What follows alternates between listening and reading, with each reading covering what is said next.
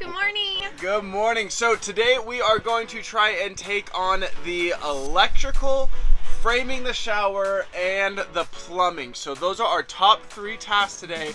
We'll show you how to do every single one of them. Just follow along. So I am here. I have all of my electrical components behind me. I got the batteries, the inverter, the solar charger, got everything ready to roll. So I will be following this guide right here from Far Out Ride. This thing I have studied hours and hours and hours of. I am not a certified electrician, but I do think this gives you a pretty good idea of what you're doing. I'm following it exactly how it needs to be. I'll tag this down in the description below, but follow this if you're doing the electricity because I think it's very simple. It makes things very doable for just the average DIY. First thing I'm doing is I'm actually just doing like a dry run, you can say, where I'm just kind of laying out the wires, what I need, getting everything ready. So this is going to be a 400 amp fuse that I'm using. So I'm just kind of doing a dry run before I actually start attaching things. And they have it broken down into the main, the solar, the alternator, and then the shore power. So right now I'm just going to work on the main and make sure that's all taken care of, and then I'm going to work on each of these, and then I'm going to hook up all of the DC and AC power. So right now we're working on the main, getting the batteries ready to go, just doing a dry run, and once again already ran out of supplies, so we have to go to Home Depot. Okay, so what we're doing right now is we have all 4 of our batteries. Connor is cutting wires, and then we're hooking these little metal portions at the end so that we can hook up positive to positive, and then we'll do the same with the black one for negative to negative. So a big thing is that you need to have these things right here. They're called heat shrink. So you're just going to put them over the cable. Then you're going to take a heat gun and melt them on. That just makes sure that none of the wires are loose and that those metal adapters that we're hooking to the positive and negative terminals are going to stay on there. So make sure you use heat shrink when you use this type of gauge of wire. I think I told you guys last video that I love the swivel seats, and I personally think it is a necessity for any van that you're living in. And it seems like Hudson will agree with me. He has been sitting there basically since he got settled into the van, and it's been so dang cute. Harley girl has just been watching mommy and daddy, so that's been fun. Huh, Harbar? Huh? Oh, no kisses though. Okay, so we have all of the dry run for the main part of it. So just to quickly explain it, we have all of the batteries connected together. Then we have on the positive side right here, that cable right there is going to come around to this fuse, into the switch. This is the power switch. This is like the thing that makes sure that I don't shock myself when I'm setting everything up. So we have that going to the bus bar, and then 2 adapters to the inverter, which is going to be on this side. So these batteries are actually going to be on a shelf on top of the wheel well right here, and then these are going to be kind of on a piece of wood next to it like so. So next step, we got to go to Home Depot, finish grabbing a few more pieces of supplies. Then I think I'm going to build the box, then put the batteries on it and start connecting everything, and then hook up the solar and the shore power. Alright, so I went ahead and we have all the cords right here, the battery bank. I just put together all of the major components of the electrical system onto the box just so I can see where they fit. I am missing an AC breaker box right there that I'm going to have on Monday, so I'm going to install that sometime this week. But I have all the components. Now all it is just connecting the wires, baby. Let me see. Ready? No lie, I'm a little nervous.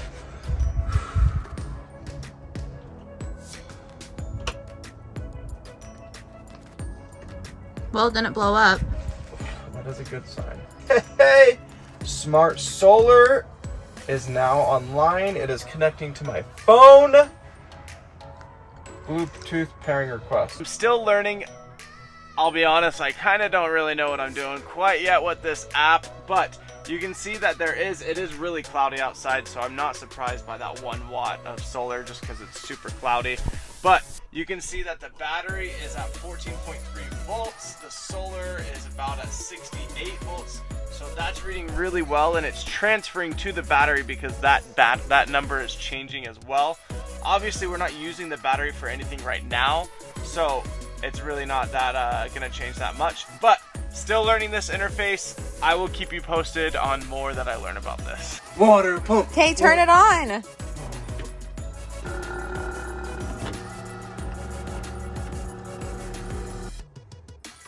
Oh, Oh my gosh. yes!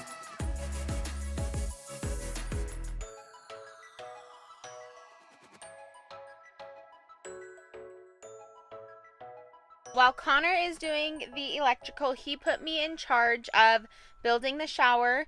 So what I did is, since we finally got the shower that was a 26 by 32, what I did is I cut 2 pieces of wood about at 33 inches, and then I did the other 2 at 21 and a half because it was 2 by 4s. Now you can see that I got the base, so I screwed it all together and I got the base that the shower is going to be sitting on. What I did after that is I measured 3 places, the back, the middle, and the front, all the way to the roof. We are going to go ahead and connect it to the base and to the roof, and then we'll have our shower base. Do you know what this technique is called?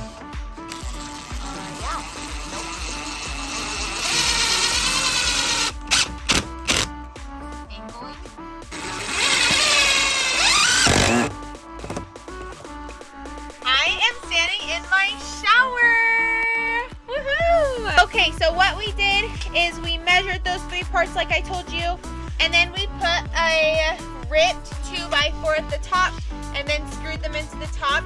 Right now we are going to start cutting plywood so we can have the walls, and then we'll go from there. Oh, you're filming while I'm working, huh?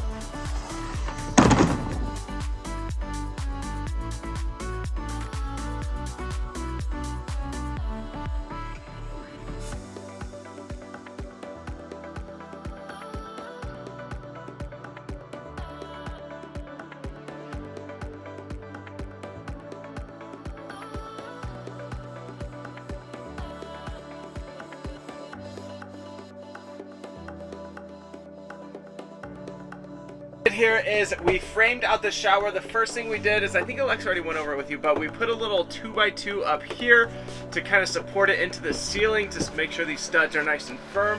And then we put some 2x4s, 2x3s to stud them out. And then we put just a super thin sheet of 1/4 inch plywood. I actually think it's 1/8 inch plywood. But we put a piece of 1/8 inch plywood, and I'll be honest, these curves were a pain. So obviously they're not perfect right there. They're missing quite a bit right there. So we're actually gonna put another piece of plywood back there because we actually have some more space that we need to fill in. So it's all waterproof and sealed tight. So we're gonna do that, but everything's screwed in. It's nice and sturdy. I'm 6'1", 6'2" on a good day. And so, With your high heels on, right? yeah, with my high heels. But I can stand up here straight. The shower head will be a little bit low, but I mean, we're camping, can't argue with that.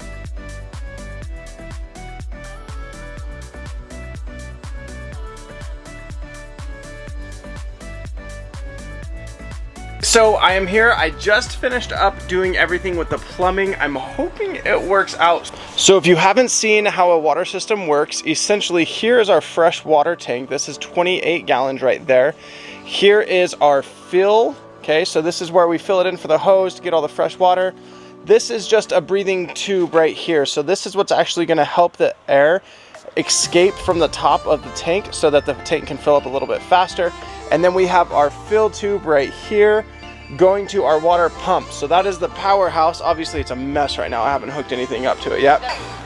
So that is the powerhouse right there. And then we have some water coming in right here. And this is where things kind of get a little hazy for some people, but it's really not that bad once you start going for it. So we have the water heater right here, and then it just has a blue and a red tab. Obviously the blue is the cold water. Red is the hot water. So we have our blue and our reds, and then you just take hot water to the shower over there, and then we take hot water over there to the sink. Those are really the only 2 places that you need hot water. But the fresh, oh, and as well as we are putting in an outdoor shower right here. And so this is our outdoor shower. So we have the red water going here. So we just have blue and red going to everything else. It's pretty simple. I wouldn't be too worried if I were you, if you're DIYing this. One thing is you will need a ton of these PEX crimps right here. So definitely invest in some quality tools when you crimp, because there could be some leaks, and that's the last thing I want in a van. Make sure you invest in a lot of adapters and a lot of crimping tools, because it will save you so much time.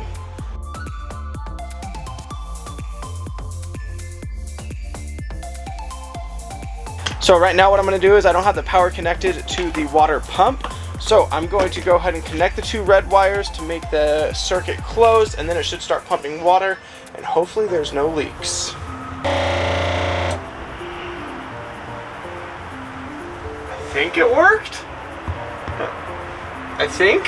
The reason I'm putting the towel down is because we don't have the gray water hooked up yet, and so it would just spill everywhere. But let's see. Oh! This is the one I am most nervous about. This is the shower. Obviously we have the hot and cold water coming right here. And then there is a little bit of a leak right here, which is an easy fix. But that's just because I didn't tighten it tight enough, so I need to fix that one.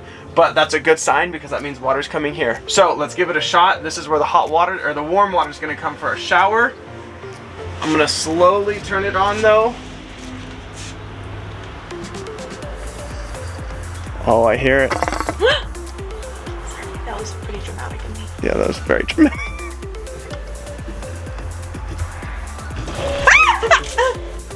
Well, it works.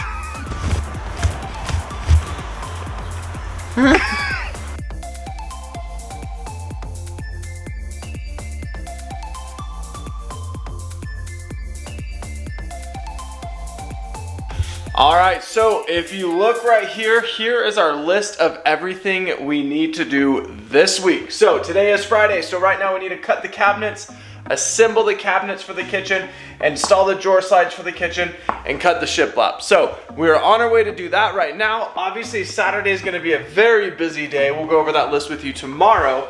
And then we have install the sink and cabinets, just some little stuff on Sunday. And then Monday, Tuesday, we got a little bit, but the best day of all is Friday, where we're heading to Zion National Park and Yosemite National Park. We're gonna stay in Zion for just one night, and then Yosemite, we actually got the full week on last minute bookings. So fingers crossed, this trip is gonna be epic. We're getting ready to cut the kitchen cabinets. Man, she is so cute, isn't she?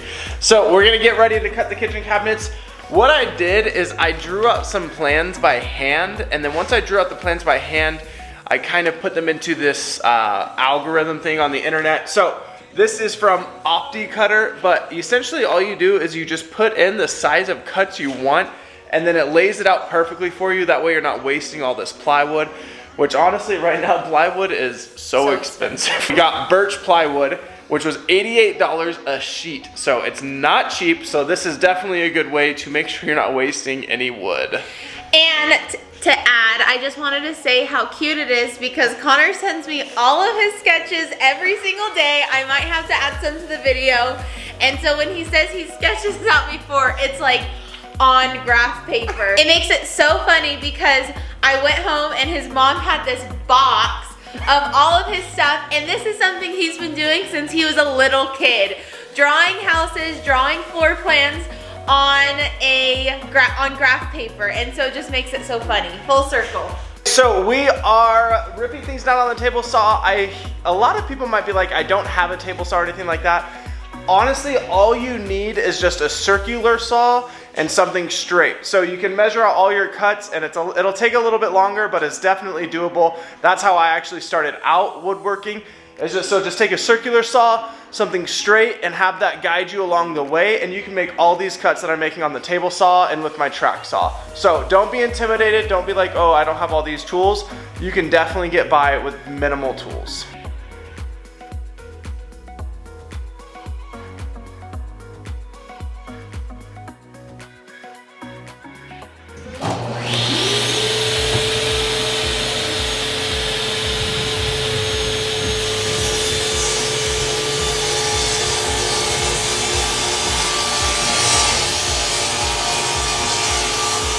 We just did all of our cuts, as you can see. Now we are going to put them on this table, and we are going to cut some pocket holes and assemble them together.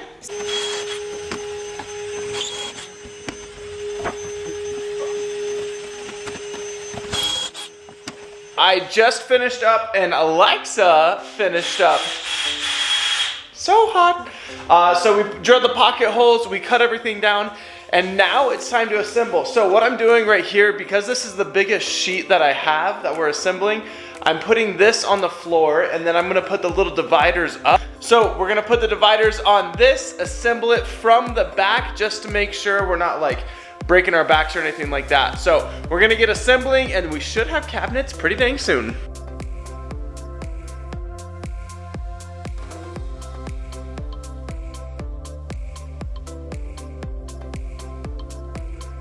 With right now is we have just super tiny plywood. We are going to cut this into 6-inch widths, and to be exact, it's 5mm plywood. It's a 4-foot by 8-foot sheet, just a basic one you can get at your big box store. We got these at Home Depot, and so we got it super thin so that it could kind of conform to the walls of the van, because we didn't want it too thick and rigid, and we wanted it to be a little bit flexible. And so this is going to be for our shiplap.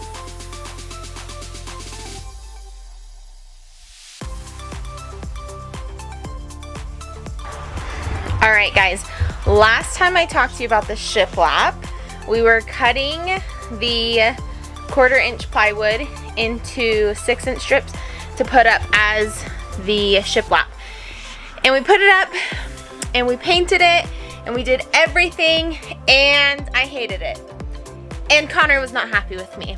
So we went to the store, and I'm just gonna save you all the trouble and just let you know it is way easier to just buy the pre-made shiplap at Home Depot. It already comes primed, so you don't need to even paint 1,000 layers. We just did 2 layers of our paint, and then we nailed it up with our nail gun, and we have some spots to fill soon, but it's looking pretty good, I think. The thing I liked about it that wasn't with the other one is that it's a tongue and groove again, and so you can't see the other side. But I think it overall looks really good. I'm happy with how it turned out, but it definitely was a learning curve.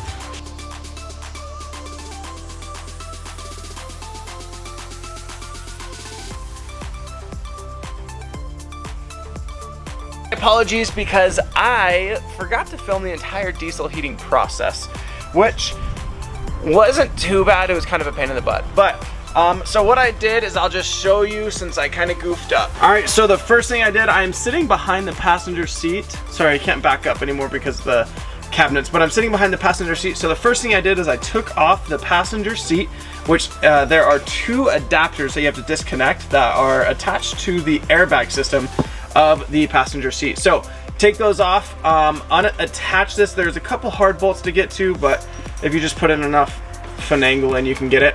And then what I ended up having to do is drill a hole in the bottom of the van for the 2 hoses to come out, and I'll go underneath and show you what I'm talking about. All right, so I am chilling under the van. So what I did here is, this is where I had to drill. So I drilled a little 2 holes, if you can see right there. And so this is the exhaust. So this black tube is the outtake, and this is the intake. If I'm not mistaken, I might have those switched up actually. I'm not 100% sure. But I had those, and then these 2 are coming out from the bottom of the diesel heater right there. This one is the wiring, so this is the wiring to the actual pump, and then this is actually the fuel line. So a lot of people have separate fuel tanks for this, but what I did is I actually adapted it into our diesel tank, and I'll show you what I'm talking about. I have the pump, so this is the actual pump. Make sure you put it at somewhat of an angle because it can't go completely horizontal, and so it's supposed to be at a 30-degree angle. I didn't do a protractor or anything, but I did the best that I could. And then if you look right above it, you will see that I connected the hose to the actual diesel heater. So I custom ordered this in the actual package for the diesel heater to have an adaptation for it. So all I had to do was order a $15 piece, pop it in, connect the diesel, and then you have the filter going around to the pump, and then the pump going to the heater. All right, so after showing you all that, then what you're gonna do is you're gonna come over to the controller, And honestly, this was kind of just like a cheapo one that we got off Amazon. But what you're gonna do is you are gonna prime it. It took us about 4 primes before we actually got the fuel to the actual diesel heater.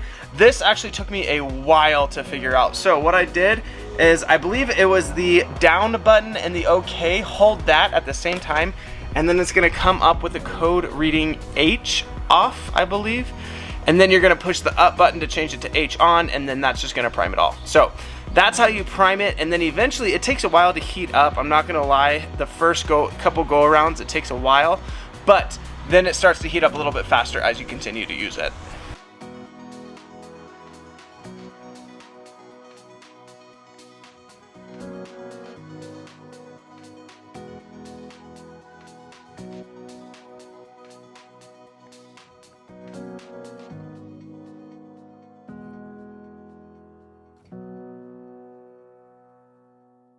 And we'd like to give a shout out to Birkenstock for sponsoring this message. Just kidding.